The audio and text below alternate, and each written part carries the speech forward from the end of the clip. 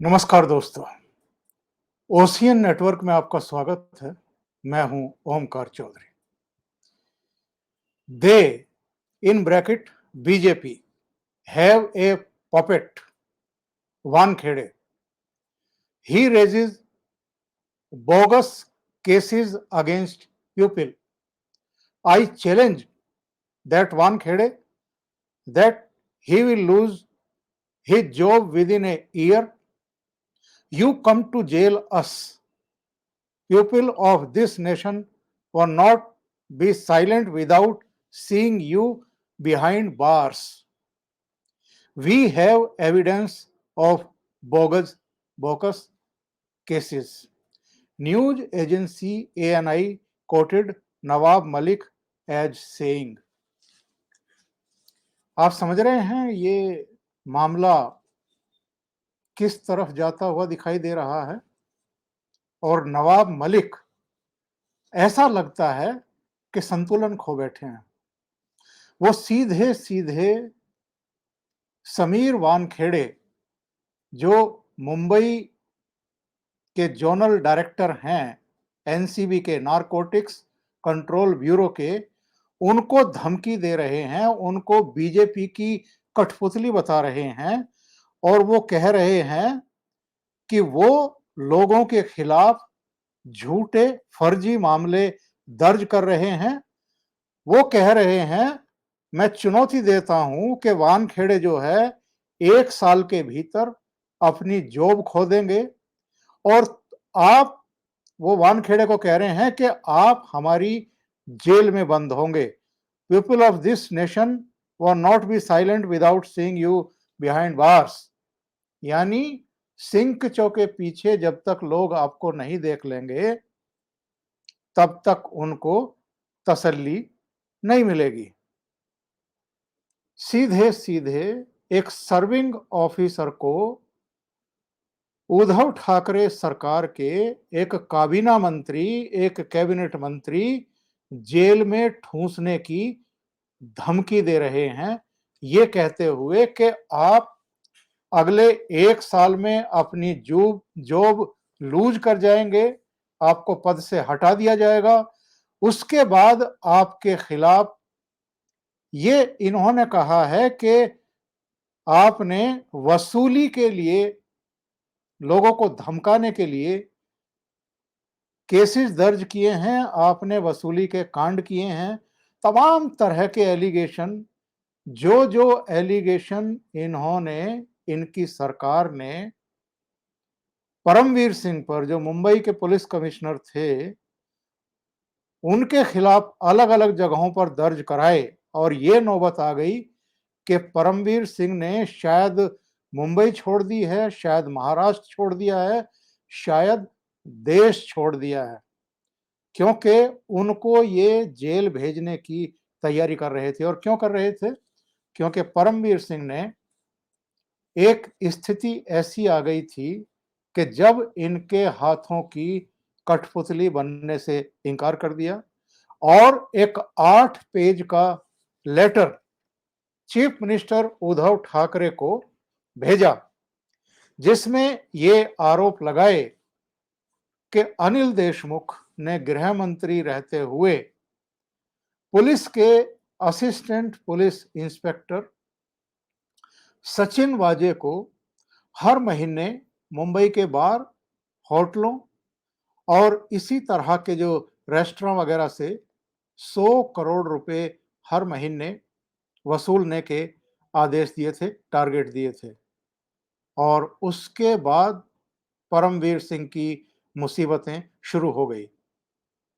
महाराष्ट्र सरकार किसी भी हालत में परमवीर सिंह के इन एलिगेशन की जांच सीबीआई से नहीं कराना चाहती थी, लेकिन परमवीर सिंह पहले सुप्रीम कोर्ट पहुंच गए, उसके बाद हाई कोर्ट पहुंच गए और हाई कोर्ट ने सीबीआई जांच के आदेश दे दिए, जिसके बाद अनिल देशमुख को अपना पद छोड़ना पड़ा।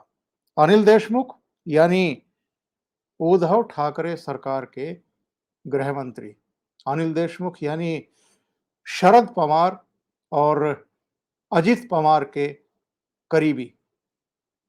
और ये मामला कहां कहां तक पहुंचा है, आप इसी से अंदाजा लगाइए कि पिछले दिनों अजित पवार के करीबी रिश्तेदारों, उनकी बहन के जो व्यावसायिक प्रतिष्ठान हैं, जो आवास हैं, जो उनके करीबियों के आवास और परिसर हैं, 70 जगह अलग-अलग शहरों में एक साथ छापे पड़े इनकम टैक्स के, और इनकम टैक्स ने कहा कि 184 करोड़ रुपए की अवैध संपत्ति का तो पता चल चुका है 6 दिन की जांच पड़ताल में। उसके बाद शरद पवार ने प्रधानमंत्री नरेंद्र मोदी को इंदिरा गांधी की याद दिलाते हुए धमकी दी। पीड़ा 70 परिसरों पर छापों की थी, जो शरद पवार के रिश्तेदारों, अजित पवार के रिश्तेदारों के यहां पड़े थे इनकम टैक्स के। लेकिन उन्होंने बहाना बनाया प्रधानमंत्री मोदी पर अटैक करने के लिए किसान आंदोलन को, और कहा कि पंजाब के लोगों को आप परेशान ना करें। अतीत में जब इंदिरा गांधी ने ऐसा किया था, तो उन्हें अपनी जान देकर के कीमत चुकानी पड़ी थी। यानी अगर शरद पवार के नजदीकियों के यहाँ, रिश्तेदारों के यहाँ भ्रष्टाचार के पैसे का पीछा करते हुए केंद्रीय एजेंसियां छापे मारेंगी, रेड करेंगी, अगर उन भ्रष्टाचार के पैसों को जब्त करने के लिए, संपत्ति जब्त करने के लिए कार्रवाई करेगी, तो शरद पवार धमकी देंगे प्रधानमंत्री को कि आपका हश्र भी वैसा ही हो सकता है जैसा इंदिरा गांधी का हुआ था 1984 में ऑपरेशन ब्लू स्टार के बाद। और उनके जो कैबिनेट मंत्री हैं नवाब मलिक, वो 6 अक्टूबर से लगातार प्रेस कॉन्फ्रेंस कर रहे हैं, लगातार ट्वीट कर रहे हैं, और जो नारकोटिक्स कंट्रोल ब्यूरो के मुंबई के जोनल हेड हैं, डायरेक्टर हैं समीर वानखेड़े, उनको लगातार धमकियां दे रहे हैं और ये कह रहे हैं कि वो फर्जी केस बना रहे हैं, फर्जी तरीके से लोगों को बंद कर रहे हैं और उनके खिलाफ एलिगेशन लगा रहे हैं। और ये जो उनका बयान अभी बस घंटा भर पहले आया है, 1 घंटा भर पहले आया है, जिसमें उन्होंने कहा है कि साल भर के भीतर समीर वानखेड़े अपनी जॉब खो देंगे और उसके बाद इनको जेल में डाला जाएगा। मुंबई की या महाराष्ट्र की जेल में डालने के सपने नवाब मलिक देख रहे हैं, और वो कह रहे हैं कि we have evidence of bogus cases, हमारे पास फर्जी केस बनाने के सबूत हैं। आगे सुनिए क्या कह रहे हैं। Tell us who are your father is the one who is putting pressure. Nawab Malik is not going to be scared of anyone's father, whatever pressure you may try to put on me. I won't stop until I put you in jail. I would like to make this clear today. सीधे सीधे धमकी कि मैं जब तक शांत नहीं, तब तक शांत नहीं बैठूंगा जब तक कि आपको जेल के अंदर नहीं ठूंस दूं। इससे बड़ी धमकी किसी सेंट्रल एजेंसी के डायरेक्टर के लिए, किसी राज्य के कैबिनेट मंत्री की, और वो भी खुले आम, हो नहीं सकती है। आप जरा इससे अंदाजा लगाइए कि ये नवाब मलिक को हो क्या गया है और ये किस तरह की लैंग्वेज बोल रहे हैं।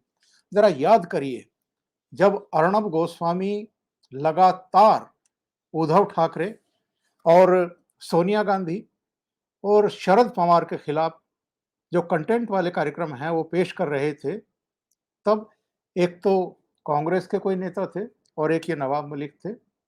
इन्होंने स्टिंग ऑपरेशन में हिडन कैमरा पर ये कहा था कि अर्णब गोस्वामी के खिलाफ तो इतने केस बन जाएंगे, यानी बनवा दिए जाएंगे, कि वो खुद सुसाइड कर लेगा। नवाब मलिक ने कहा था ये, और ये चीज प्रसारित होने के बाद भी अगर नवाब मलिक अपने पद पर है, कैबिनेट मंत्री बना हुआ है, तो आप अंदाजा लगाइए कि उनको शरद पवार की कितनी बड़ी शह है, कितनी बड़ी बैक है। और चीफ मिनिस्टर उद्धव ठाकरे भी उनको कैबिनेट से बाहर करने की हिम्मत नहीं जुटा पा रहे हैं। ये एनडीए सरकार 3 दलों की मिली-जुली सरकार है। कांग्रेस की, एनसीपी की, शिवसेना की। शिवसेना के मुख्यमंत्री हैं, एनसीपी के डिप्टी चीफ मिनिस्टर हैं और कांग्रेस का विधानसभा अध्यक्ष है। इस तरीके से और जिस तरीके से ये सरकार चल रही है और इसमें किस-किस तरह की चीजें सामने आ चुकी हैं। केवल अनिल देशमुख पर आरोप थोड़ा लगे हैं, जो परमवीर सिंह ने लगाए थे कि वो पद पर रहते हुए भ्रष्टाचार कर रहे थे, पद का दुरुपयोग कर रहे थे।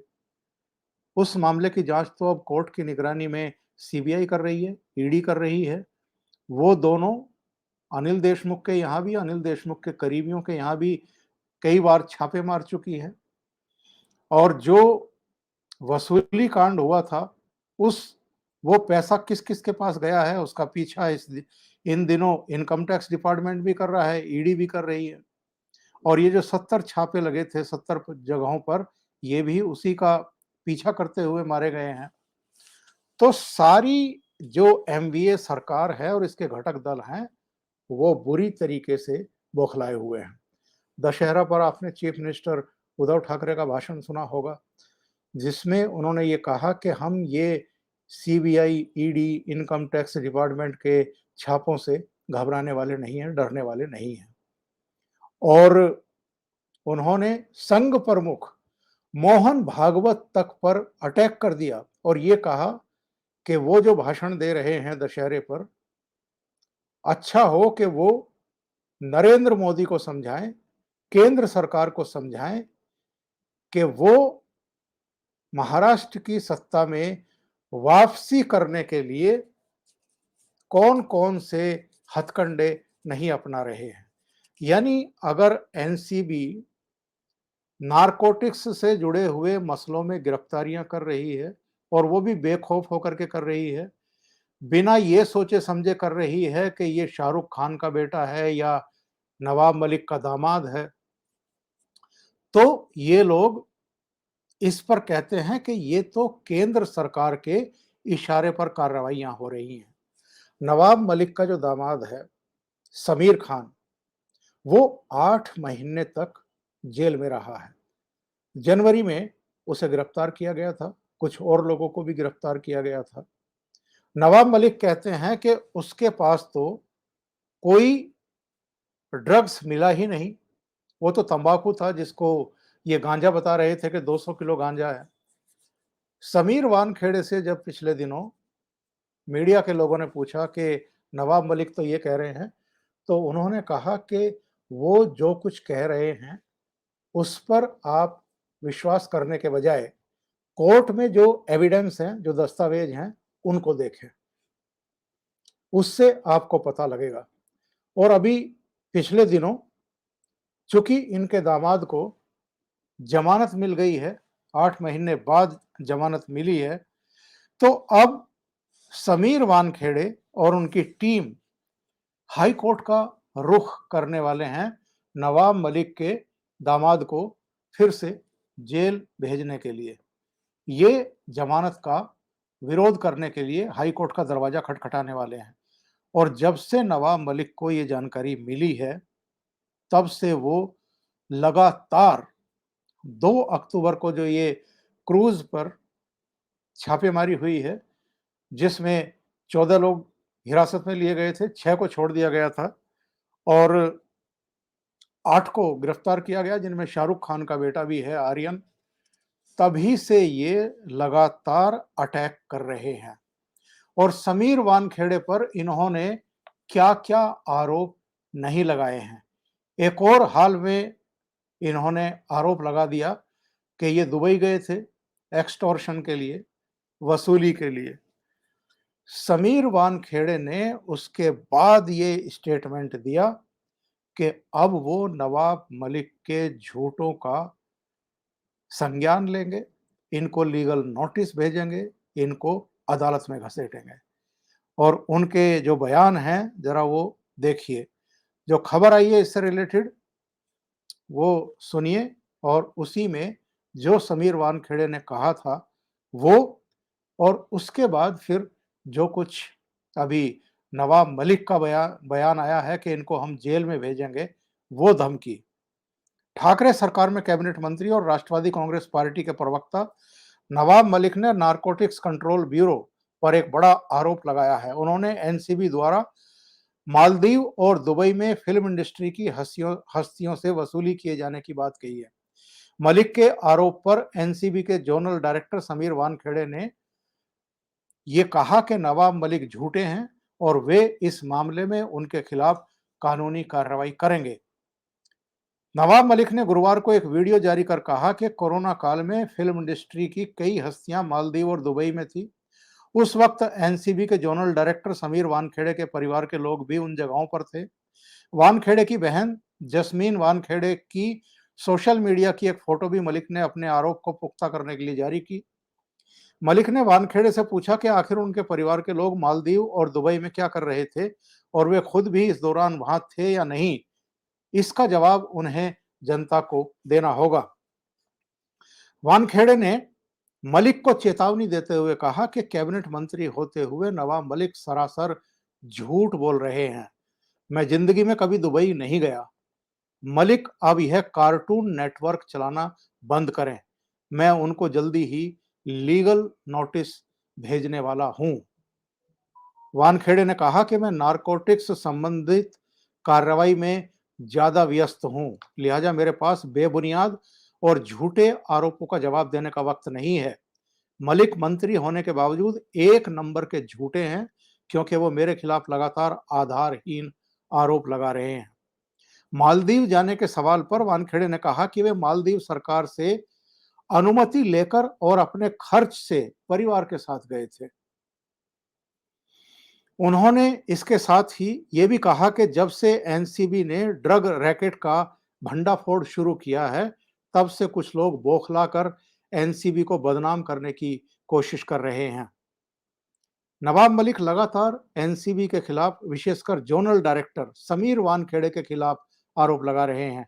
पहले मलिक ने क्रूड ड्रग्स पार्टी मामले में आर्यन खान को फर्जी ढंग से गिरफ्तार किए जाने का आरोप लगाते हुए इस केस के गवाह किरण गोसावी को वांटेड और मनीष भानुशाली को भारतीय जनता पार्टी कार्यकर्ता होने का आरोप लगाया। इसके बाद फ्लेचर पटेल नामक एक युवक का फोटो जारी करते हुए नवाब मलिक ने खुलासा किया कि ये शख्स एनसीबी के 3 अलग-अलग मामलों में पंच है। मलिक ने एनसीबी द्वारा फ्लेचर पटेल को इंडिपेंडेंट पंच बताए जाने को झूठा बताते हुए वानखेड़े और उनकी बहन के साथ उनके फोटो को सार्वजनिक किया। अब मालदीव और दुबई में वसूली करने का आरोप लगा करके नया विवाद पैदा कर दिया, जिस पर अब समीर वानखेड़े ने उनको अदालत में घसीटने का घसीटने की चेतावनी दे दी है। और इसी के बाद ये नवाब मलिक ने नया उनको आरोप लगाया है और धमकी दी है, और ये कहा है कि 1 साल के भीतर इनकी जॉब चली जाएगी और इसके बाद इनको हम जेल में ठूंसेंगे। जेल में कैसे ठूंसेंगे? क्या नवाब मलिक ये कहना चाहते हैं कि अगर उनके दामाद को समीर वानखेड़े और उनकी टीम ने ड्रग्स के मामले में ड्रग्स की बरामदगी और दूसरे मामलों में, दूसरे आरोप में बंद किया है, तो अब ये बदले में समीर वानखेड़े को जब वो पद पर नहीं रहेंगे तो उन पर एक्सटॉर्शन की धाराएं लगवा करके, मुकदमे बनवा करके उनको जेल में डालेंगे। जैसे परमवीर सिंह के खिलाफ इन लोगों ने कार्रवाई की और अल्टीमेटली परमवीर सिंह ने मुंबई और महाराष्ट्र और शायद देश छोड़ दिया है। अब ये परमवीर सिंह के देश छोड़ने का भी आरोप केंद्र सरकार पर मढ़ने की कोशिश कर रहे हैं। और सबसे बड़ी बात यह है कि नवाब मलिक ने 6 अक्टूबर को पहली प्रेस कॉन्फ्रेंस की थी, फिर इन्होंने 8 अक्टूबर को प्रेस कॉन्फ्रेंस की, इसके बाद इन्होंने 9 अक्टूबर को भी बयान जारी किया, 14 अक्टूबर को इन्होंने फिर प्रेस कॉन्फ्रेंस की, इसके बाद 16 अक्टूबर को की, फिर 21 अक्टूबर को यानी आज इन्होंने फिर आरोप लगाए और ये कहा कि भारतीय जनता पार्टी मुंबई में आतंकवाद फैला रही है। और ये आतंकवाद किस रूप में है? एनसीबी के द्वारा, ईडी के द्वारा, सीबीआई के द्वारा, एनआईए के द्वारा। यानी केंद्र की एजेंसियां अगर अलग-अलग मामलों की जांच पड़ताल कर रही हैं, तो वो आतंक फैला रही हैं। और संजय राउत तो लगातार सामना में एडिटोरियल भी लिख रहे हैं कि केंद्रीय एजेंसियों के द्वारा उद्धव ठाकरे सरकार को गिराने की साजिश हो रही है, बदनाम करने की साजिश हो रही है। शायद ये जो अनिल देशमुख का इस्तीफा है, गंभीर आरोप लगने के बाद और उसकी जांच चूंकि सीबीआई कर रही है, ईडी कर रही है और अब इनकम टैक्स डिपार्टमेंट भी वहां पहुंच गया है, इसलिए ये कह रहे हैं कि ये केंद्र सरकार की एजेंसियां यहां जो एमवीए सरकार में कैबिनेट मंत्री रहे हैं अनिल देशमुख, उसके पीछे लगी हुई हैं। नवाब मलिक के दामाद को अगर गिरफ्तार किया गया जनवरी में, तो नवाब मलिक कह रहे हैं कि उसे 8 महीने जेल में रहना पड़ा और अब पता लगा कि साहब उसके पास तो ड्रग ही नहीं था, उसके पास कुछ और था। तो सवाल ये है, नवाब मलिक को भी इस बात का जवाब देना चाहिए। जो लोग अनिल देशमुख की पैरवी कर रहे हैं, उनको भी जवाब देना चाहिए। अनिल देशमुख ईडी के सामने 5 सम्मन जारी होने के बाद भी हाजिर क्यों नहीं हो रहे हैं सवालों के जवाब देने के लिए? दूसरे, 8 महीने तक अगर नवाब मलिक के दामाद जेल में थे, तो इस बीच अदालतों ने उनको जमानत क्यों नहीं दी? अगर उनके पास कोई ऐसी बरामदगी नहीं हुई, जैसा कि दावा नवाब मलिक कर रहे हैं। ये सारा मसला ऐसा लगता है कि एक ऐसी टकराव की स्थिति में बदल गया है। और ये टकराव क्यों हो रहे हैं? क्योंकि जो केंद्र की एजेंसियां हैं, वो चाहे एनसीबी है, चाहे इनकम टैक्स डिपार्टमेंट है, चाहे सीबीआई है, चाहे एनआईए है, वो तो बहुत गंभीर मामलों की जांच पड़ताल आगे बढ़ा रहे हैं, बिना किसी भय के, बिना किसी प्रेशर के। और शायद ये एमवीए सरकार के घटक दलों को और उसके मंत्रियों को बेहद नागवार गुजर रहा है। और चूंकि शरद पवार की पार्टी की वजह से ही ये सरकार बनी है और अब शरद पवार के करीबियों के ऊपर ही छापे पड़ रहे हैं, उन्हीं की जांच पड़ताल चल रही है, इसलिए एनसीपी के जो नेता हैं, चाहे खुद शरद पवार हो, अजित पवार हो, नवाब मलिक हो, और जो इस सरकार को बनाए रखना चाहते हैं या जिनको इस सरकार के गिरने या बदनाम होने की आशंका लग रही है, यानी खुद मुख्यमंत्री उद्धव ठाकरे और संजय राउत, वो भी लगातार बयान दे रहे हैं केंद्र सरकार के खिलाफ भी और केंद्र की एजेंसियों के खिलाफ भी। और अब तो नौबत ये आ गई है कि नवाब मलिक समीर वानखेड़े को जेल में ठूंसने की धमकियां देने पर उतारू हो गए हैं। अभी के लिए इतना ही। बहुत बहुत धन्यवाद। अगर आपको ये चैनल और इसके कंटेंट पसंद आ रहे हैं, तो लाइक करें, कमेंट करें, वीडियो को शेयर भी करें। अभी तक अगर आपने ये चैनल सब्सक्राइब नहीं किया है या ज्वाइन नहीं किया है, तो आप सब्सक्राइब भी कर सकते हैं, ज्वाइन भी कर सकते हैं। साथ में लगे बेल आइकॉन को दबाना ना भूलें, ताकि आगे आने वाली वीडियो और उनके नोटिफिकेशन आप तक पहुंचते रहें। बहुत बहुत धन्यवाद। नमस्कार।